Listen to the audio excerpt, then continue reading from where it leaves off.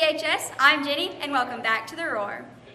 For our first story this week, we have a story on International Women's Day, which was this past Saturday.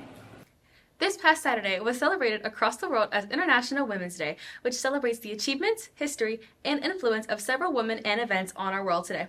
Susan B. Anthony, Ruth Bader Ginsburg, and Michelle Obama have each played significant roles in advancing women's rights and shaping women's history in the United States. Susan B. Anthony was a pivotal figure in the women's suffrage movement of the 19th and early 20th centuries. She dedicated her life to fighting for women's rights, particularly for the right to vote. Anthony co-founded the National Women's Suffrage Association in 1869 and worked tirelessly for over 50 years to secure voting rights for women. Although Anthony did not live to see the ratification of the 19th Amendment in 1920, her work was instrumental in paving the way for women's suffrage. Ruth Bader Ginsburg was a trailblazer in the fight for gender equality in the legal realm. As the second woman to serve on the U.S. Supreme Court, Ginsburg's impact on women's rights was profound and far-reaching. Ginsburg's strategy often involved demonstrating how gender discrimination harmed both men and women. Her work laid the foundation for many of the gender equality protections we have today. As the first Black First Lady of the United States, Michelle Obama has become one of the most influential women of the 21st century. Obama's work has focused on creating opportunities for women and girls, promoting education, and serving as a role model for women everywhere. These three women, spanning different eras and focusing on various aspects of women's rights, have collectively contributed to the ongoing fight for gender equality.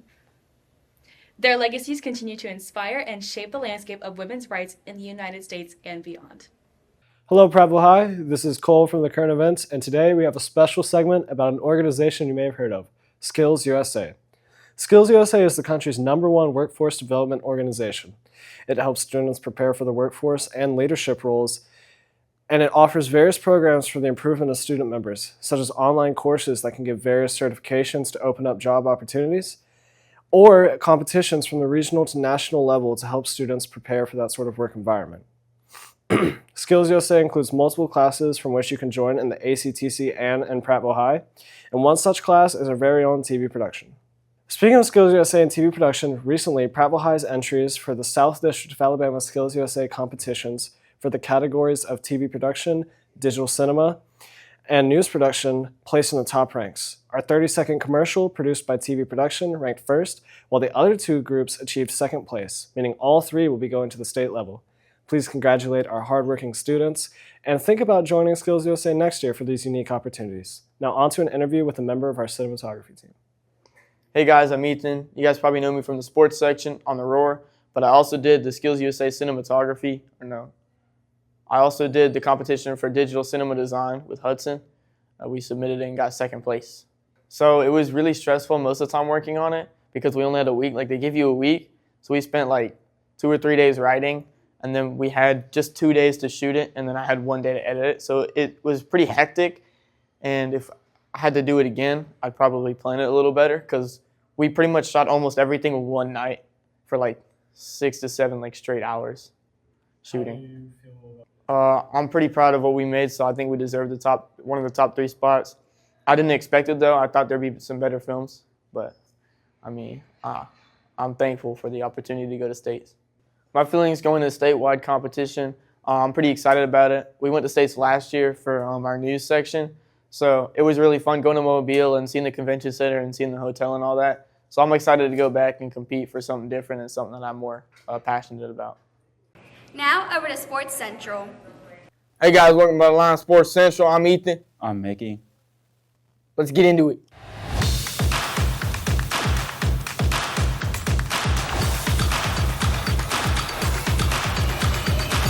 This is the first part in our multi-part series about March Madness, where we go through every single upset, all of our picks, right up until the Final Four in the National Championship. This weekend, March 16th, is Selection Sunday, which is basically when they announce all of the seeding for the tournament, who's going to play who for each game. Well, the first round. And then, of course, March 21st and March 22nd is all the first-round games, which obviously we're very excited for. So, Mickey, before Selection Sunday even occurs, who is your National Championship pick and who is your Final Four pick? I got Auburn in winning the national championship. Also, I feel like they're going to go against Alabama. That'll be mad money for the NCAA, and obviously college sports, and it'll also be fun to watch two divisional rivals going up against each other for the SEC championship or the national championship. For my Final Four, I got Auburn and Houston. And Houston for a dark horse for like one of the best teams for the Final Four, and Alabama and Tennessee. They're going to duke it out in the final game. Get it, Duke, because Duke's in the tournament too. I feel like Houston will be like a mad dark horse for like Okay, as well, a third. do you know what dark horse means? Because Oh yeah, their odds not are dark their horse. odds are 135 for the Not Final dark Four. horse, So. but like what's like A light horse?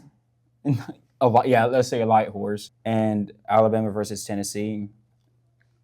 I feel like after that, Alabama and Auburn will meet in the national championship, and Auburn will win the national championship. Well, I mean, like Alabama and Tennessee, that's a pretty crazy pick because they already played this year, and last time they played, that was a buzzer beater on like one of the most insane innings I've ever seen, where Alabama couldn't inbound the ball fast enough, so Tennessee got possession back and was able to.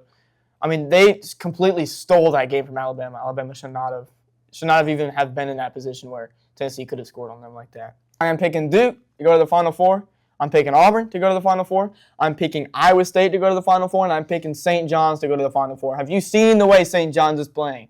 No. Basically, they're like UConn, but not as good, and in the same conference. So they're not like UConn. They're just in the same conference. My question is, what happened to UConn after last year? Like, So that's actually a good question, bro. like the fall off is crazy. Yeah. Well, they didn't really fall Well, they off. didn't fall off, but they're not They as kinda did. good as like they were last year. Yeah, it's And the year impossible. prior. It's like so hard to three-peat though. Like Dan Hurley, the coach of UConn, he's been saying some crazy stuff. He like crashes out every game. He starts screaming at the refs and breaking his clipboard and all that. Actually, I think that might have been Nate Oates, Alabama coach, that did that. But he's always screaming stuff. And whenever fans trash talk him, he's like, "I'm the best coach in the country. So I'm the basically- best coach in the country." So basically, Nick Sirianni, but for college basketball. Yeah. The thing is, when he's crashing out, bro, when he's saying he's the best coach in the country, it's kind of justified because he won 2 straight national Yeah. titles. No other. I'm pretty sure no other But active you have coach. to be humble, though. You have to humble yourself. Right, if I was a coach, I would not be humble. That's all I'm saying. I won 2 national championships. I'd be trash talking everybody. Who do you think is going to win the SEC, the best college basketball conference this year? Auburn. I feel like Auburn will get it done. I feel like they'll play Alabama in the SEC championship and beat them. So you think Auburn and Alabama are going to play in the national championship? You think Auburn and Alabama are going to play in the SEC championship as well? Yeah. Do you know any more than 2 teams? SEC's been real dominant this year, especially if it's not. SEC's been real dominant this year, especially that it's not football. That's like their main thing, SEC football, because it's South is mainly for football, not basketball, not golf, not soccer, not. Golf, bro. Hey, you never know. Some colleges have some golf teams. No, I'm not knocking any golf teams, especially because Auburn recently won the national championship in golf with the best player. Last thing we're going to talk about, who do you think the best player in college basketball is, and who do you think deserves to win the Wooden Award? For the Wooden Award, I got Cooper Flagg, mainly because he's been doing really good, and he's, from what I've seen, he's been like the best player that I've seen in games that I watched. But no, I think Janai Broome is going to be the Wooden Award National Player of the Year, just because I know he's out right now and he's been injured a little bit, so he hasn't had quite the same stats, but he's keeping up there, and he's also, just look at his performance. It's dominant. It's completely dominant. Also, I think, sadly, when you talk about Best Player of the Year award, people are always going to bring up conferences, even though I don't think you should. People are always going to bring up conferences, and compared to the people that Cooper Flagg is playing, up against what Janai Broome is playing, it's completely different. The SEC is just so much better than the ACC this year. A little side note, LeBron is finally reached his 50,000 point mark, first in the NBA to ever do it. Oh, my king. This is Lion Sports Central. Thank you for watching. I'm Mickey, and this is Ethan. That's all we have for this week. Make sure you tune in next week for more. I'm Jenny, and you just watched The Roar.